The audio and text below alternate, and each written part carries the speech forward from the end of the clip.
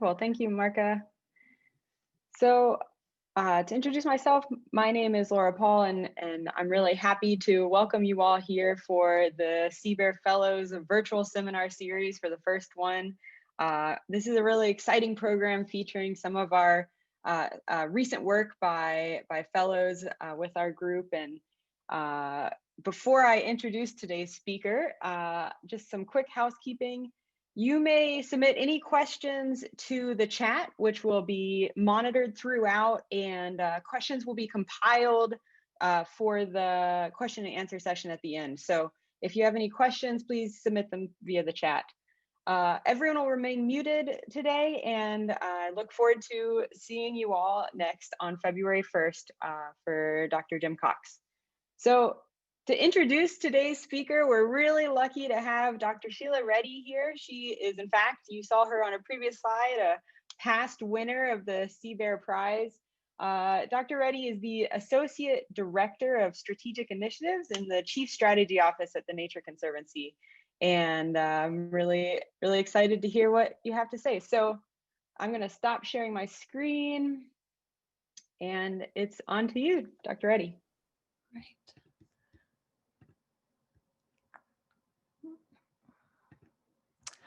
Well, first off, let me say congratulations to Marka, and also thank you, Laura, and thank you to this big community that is here today and cares a lot about making an impact with your research. So let me put it plainly. We have failed to achieve a single 2020 target to stop the destruction of nature under the Convention on Biological Diversity. Just think about that for a second. I'm going to argue today that we can't wait another 10 years to figure out that we have failed. Instead, we have to do things differently. We have to fail fast if we're going to fail, and in doing so, learn faster what does work. So our current approaches in conservation look sort of like what's on the left-hand side here. They tend to be pretty linear. We understand things, we generate ideas, we take action. Unfortunately, though, we're not learning as quickly as we need to be. What we really want to be doing more is what's shown on the right-hand side. We want to be generating ideas, testing them quickly, and adjusting. So this concept's not totally new, of course. This looks a lot like adaptive management and conservation planning, and innovation approaches have been popular in the private sector for some time. But I can speak from personal experience at the Nature Conservancy and elsewhere that in conservation, aside from a lot of folks here today, we just haven't been that great at applying these concepts of testing, learning, adjusting, and doing it relatively quickly. So the complex challenges of the Mississippi River are just a prime example of why we need to urgently figure out what's working and make changes more rapidly. As many of you know, nutrient pollution from agriculture and cities has impaired waterways, and it's led to this large dead zone in the Gulf of Mexico, shown here. Despite billions of dollars spent on conservation practices, the levels of these practices, like cover crops, for example, remain stubbornly low. And we're now at risk of missing the EPA Gulf Hypoxia Task Force interim target of reducing nutrients by 20% by 2025.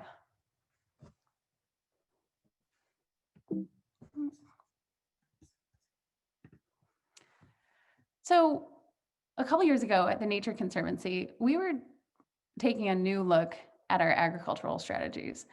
And as many of you know, that for us, processes like that start with maps. And it started with this map shown here on the left-hand side. We had a pretty important insight. I think that others were also starting to have at the time. And that is that the priority areas for conservation in the Corn Belt tend to be rented. So the places where we're having the highest nutrient pollution are places where the owner of the land isn't necessarily operating that land. And as we've seen from research for some time, shown here on the right, it tends to be that on these rented lands, conservation practices are systematically lower. And they're even lower when those lease terms don't have the ability to cost share between the operator and the landowner. So it was these insights that led us to our initial hypothesis. In some ways, it was pretty basic, but different than how we were thinking at the time. And that is that we could make more progress with our conservation programs to promote the adoption of cover crops in particular, if we focused on the non-operator landowner operator relationship, and in particular, the lease agreement terms that define that relationship. Although this has become something of more of interest in the last few years, importantly, programs at the Nature Conservancy and I believe at USDA as well, traditionally just have not focused on non-operator landowners or the dynamics on rented lands. So I wouldn't have much of a talk to give you here at the CBEAR Fellows Seminar if we had taken that traditional linear approach. But the good news is we had a catalyst to do something different. We actually had dedicated innovation funds that really spurred us to start to pursue behavioral economics approaches and do so using experiments. It was really a special opportunity. And I won't go into all the details of what it took to, in addition to the funding, to set up the right team, to have the right internal institutional incentives, to give people the freedom to experiment. But those details and many of our more informal tests are covered in a paper by Chloe Wardroper that's in review. I'm happy to share it. But instead, what I'm going to do is I'm going to focus here on 2 large randomized controlled trials that we conducted to engage non-operator landowners who have traditionally been hard to engage, and then test out the impact of offering different forms of assistance aimed at getting them to integrate agreements for cover crops in the leases with their operators. So one of the first things we had to do as we got this work going is refine that basic hypothesis. So how do we do that? We, of course, did some of the typical things, literature reviews, and looked at a lot of baseline data, as well as talked with internal and external experts. And we refined our ideas about what the barriers were to conservation. We identified 5 different barriers to conservation on rented lands and for non-operator landowners in particular. The first is a lack of information or information tailored towards non-operator landowners, a lack of or misaligned incentives, specifically the fact that conservation practices and their benefits tend to improve or accrue to the landowner over the long term, and yet the operator is the one who needs to bear the costs in the short term. Thirdly, short-term leases, the majority of leases being 1 year and needing to be renewed, and not having terms around cost sharing for conservation practices. The fourth is a whole range of cultural and interpersonal challenges. Some of the strongest and concerning are status quo bias and a lack of interest in speaking up because of a concern over what we heard is quote unquote rocking the boat in the relationship between the landowner and the operator. And then lastly, challenges related to the mismatch in the timing of changes in commodity crop prices and rental prices. So as we looked at these barriers to conservation, we recognized that 4 out of the 5 of these were susceptible to interventions that we could implement and test through our programs. And so that's what we did. We designed 3 different interventions based on 3 main approaches to behavior change. following these two different pathways, the reasoning pathway and the intuition pathway for cognition, shown here on the right. So to promote awareness and concern, we designed a soil health information packet, which is our control in this context. To address the issue of missing or misaligned incentives, we designed a $1,500 financial incentive. And then lastly, to make it easier to engage with their operators to change lease terms, we offered example lease language around how a knoll and their operator could agree to plant at least 40 acres of cover crops and perhaps choose to cost share. So before we could test these 3 different interventions in our randomized control trial, we of course had to actually get people to enroll in it, which is not trivial. So we sent mailers to over 40,000 non-operating landowners in Indiana, Illinois, and Iowa. We sent this mailer shown here with a reply postcard, and we took this opportunity to test what we were starting to see as a pretty important and common assumption, and that is that message framing or focusing on the economic or environmental benefits of soil health practices should motivate action. It's a very common sense sort of logical idea that these message frames should help improve engagement and enrollment, but the reality is it just hadn't been tested. So we took advantage of this opportunity and embedded a large randomized control trial into the recruitment phase for our main trial program. So what did we test specifically?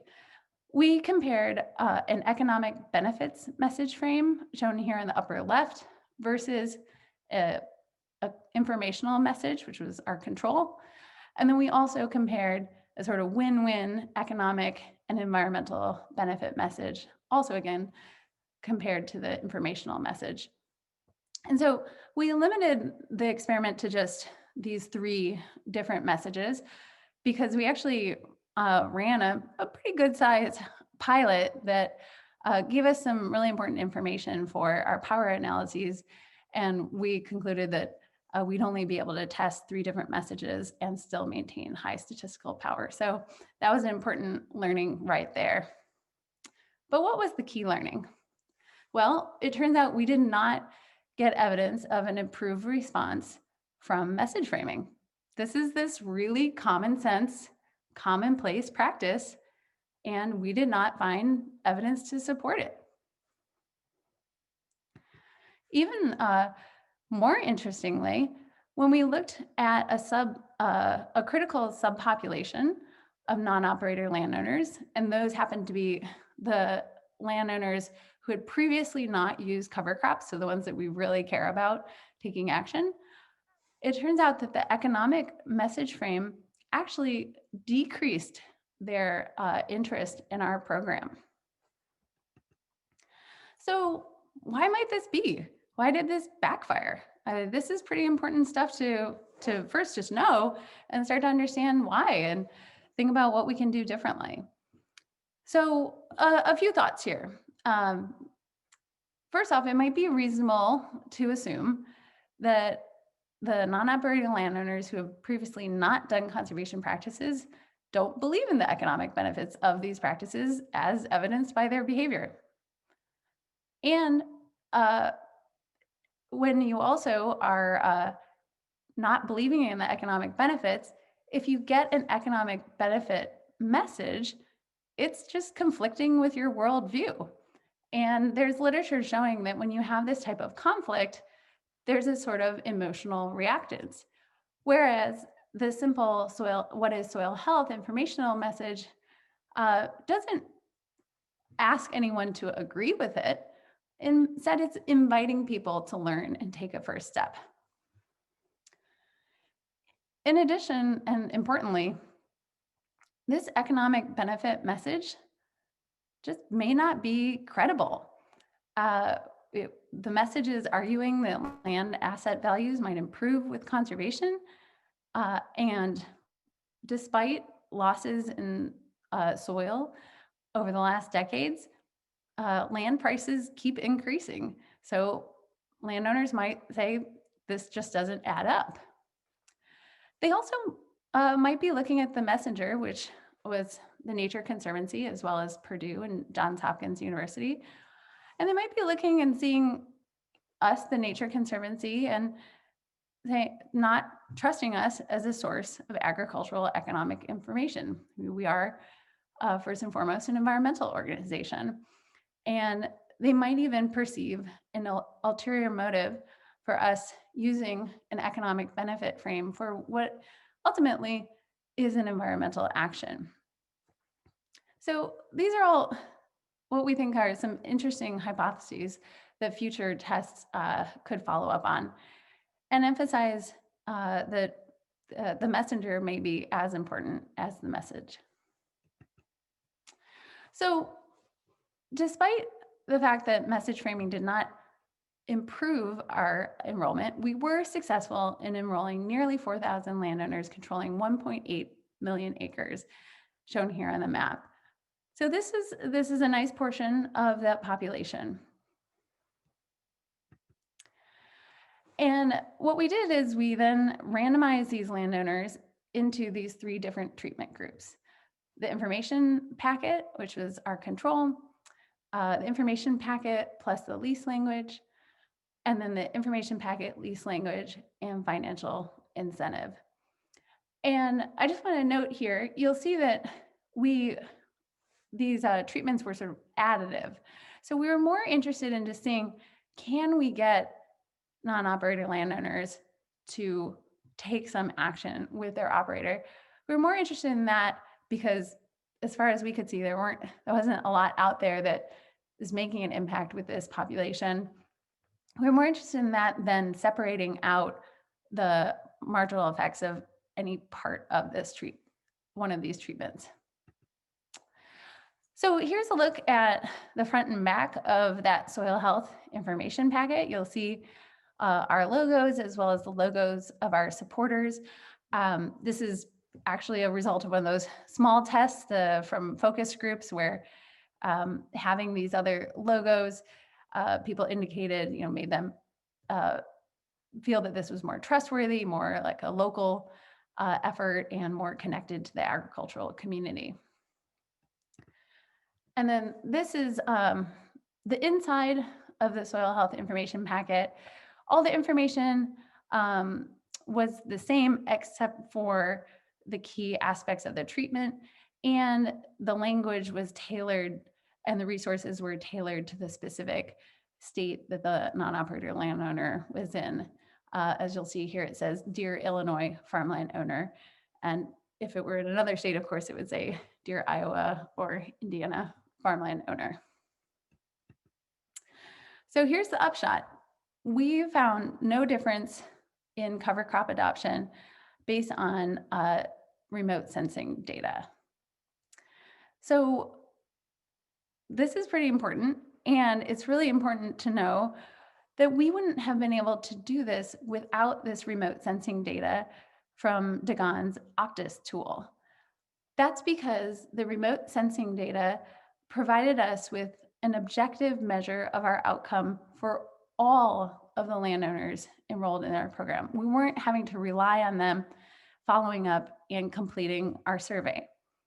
That said, using a survey to look at the outcome and the steps that landowners took along the way was really important for us to get some idea of what worked, where did they stumble, how far did they get, and refine our hypotheses for some of the next steps.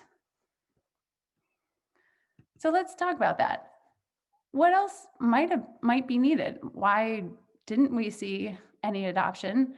And what might we do next? So we would love to have been able to offer technical assistance to landowners and their operators. We know that these are new practices for a lot of them, or even financial assistance in terms of setting up cost sharing, things like that, would be great to offer, but we weren't able to do that due to limitations in our budget and the logistics of it, but perhaps next time.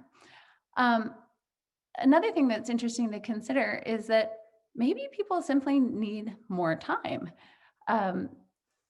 Obviously, agricultural seasons and cycles have a certain pace to them. And what we saw from our survey was that over 50% of our non-operator landowners took at least one step toward adoption as a result of being part of this program. So they maybe talked to a family member, they maybe talked to their operator, they reached out to extension staff, but maybe it's going to take them a little while to work through that information, get more comfortable with each other, and we just don't know quite yet. Maybe they also need more money. Well, we actually did a follow-up test to take a look at this. We offered $5,000 to enter into a lease agreement to plant at least 40 acres of cover crops instead of just the 1,500. And we got 5% of non-operator landowners taking this up. So while it's a higher amount and it suggests that more money may actually lead to more conservation, it wasn't the high levels that you might hope for doing a program like this. So I want to leave you with one last empirical result that I think really underscores even further the importance of testing. So with that follow-up survey, we included a question that asked the people who did not receive the financial incentive if they would take a $1,500 financial incentive if it were offered to them, so a hypothetical offer. And our data suggests that 16% of these non-operator landowners would have accepted it. They were intending to take it. But in reality, only 1.5% actually took that $1,500 offer. So if we hadn't done these experiments, we might be out running a large program hoping for something like 15% and getting 1.5 based on responses to a survey. So it's really important, as many of you probably are learning from firsthand experience, to not think of behavioral intentions as the same or even indicative of actual behaviors. So let me sum up what we learned. I pulled out 7 key lessons. So first off, setting up work that is taking an innovation approach is really a different way of working. And it requires often specialized funding, teams that are structured in different ways, and internal or institutional incentives that really allow people to test and, importantly, to fail in ways that are not tied to performance. Don't make people concerned about, gosh, if I fail, what does that mean for my job? This is pretty important and something I'd love to talk to people about, and is covered somewhat in the paper by Chloe Wardroper that we have in review. Second, I think it shouldn't be underestimated how important it was that we did show that we can indeed engage this traditionally hard to reach non-operator landowner population. We got pretty darn good response rates, even though we included some message frames that were just not great. That takes me to the third lesson learned. Sometimes common sense doesn't make sense. So common sense message frames, as we showed here, were not helpful, and in fact, even backfired in some instances. Fourth, assistance in targeting non-operator landowners wasn't a silver bullet. So we thought we'd landed on something pretty exciting and new, and while I do think it is a piece of the puzzle, it's not changing the whole equation, or at least what we tried did not. Number 5, remote sensing is critical to making these large tests possible. This is actually, I can't even make this point too strongly, being able to do this really hinged on that data being available. And I remember at the start of this program, those data were still pretty developmental and they weren't even available for the full place. So we were taking a pretty big risk, but luckily the data did become available. We were able to use it. That said, I will point out to anyone pursuing this sort of work that it's really important to understand the accuracy of these data upfront when you're doing your power analyses. And since we were limited in doing that, it did have some negative impacts on the power of our experiments. Number 6, our results are starting to suggest that these voluntary programs that we put so much focus on may just not be sufficient. And number 7, I hope that I've successfully argued that it's worth the cost of testing, integrating tests large and small into your work to avoid wasting resources from implementing programs that we just don't really know whether they work or not. So coming back to my point from the beginning, we can't wait 5, 10, 20 years to know whether what we're doing is working or not. We need to figure out ways to learn much faster. So like a lot of work, this is a collaborative effort. This is especially interdisciplinary and cross-sector work from including people from the Nature Conservancy, of course, Johns Hopkins University, Purdue, and a whole range of internal and external advisors that were really critical in that testing phase, sometimes just even checking some of our assumptions based on their knowledge. And we thank them. We're indebted to this brain trust and to people being willing to try things that are a little bit different. And I want to say that in part because of this work and other things that have been going on inside and outside of the Nature Conservancy, we are making an increased commitment to measuring the impact of our work and using that information to make better management decisions. And we recognize that as we try to do that, it's going to take more collaboration and partnerships like the one here. And we hope that it'll involve a lot of people who are listening in on the seminar today. And so I want to welcome you to join us on that journey, because we're going to need all the help we can get and all of the knowledge and experience that's represented by this crowd here today. And of course, the CBEAR network. So thank you. Great, Sheila, thank you very much. Really ambitious project and a really fantastic summary of some pretty exciting work.